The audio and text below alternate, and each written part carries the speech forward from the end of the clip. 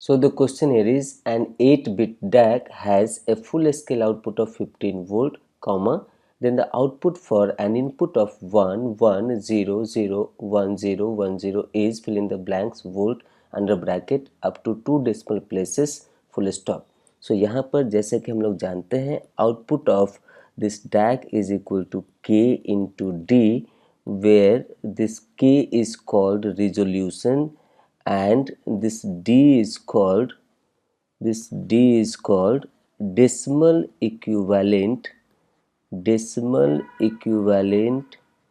of binary input of DAC.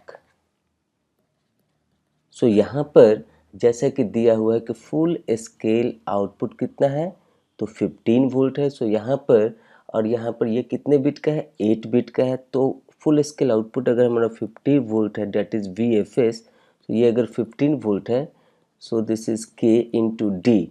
तो यहाँ पर 8 बिट का अगर आप मैक्सिमम वैल्यू लेंगे जब आउटपुट मैक्सिमम होगा तो डेसिमल इनपुट भी मैक्सिमम होगा. सो 8 बिट का मैक्सिमम इनपुट क्या होगा? So this all the 8 bit must be 1 and their decimal equivalent is 255. So यहाँ पर आप D के बदले में क्या डालेंगे 255. So यहाँ से resolution क्या मिल जाएगा? This K is equal to 15 divide by 255 volt. अब हमको यहाँ पे निकालना है इस इनपुट के लिए हमारा आउटपुट वोल्टेज क्या होगा. So this V output or that is called instantaneous output voltage is equal to K into D. यहाँ पर K एक बार निकल गया तो ये फिक्स हो गया for any decimal input values. So यहाँ पर इसको क्या लिख सकते हैं? This can be written as 15 divide by 255 into ये D का वैल्यू अगर आप डेसिमल में निकालेंगे तो आपको मिलेगा 202 अंडर द बेस 10.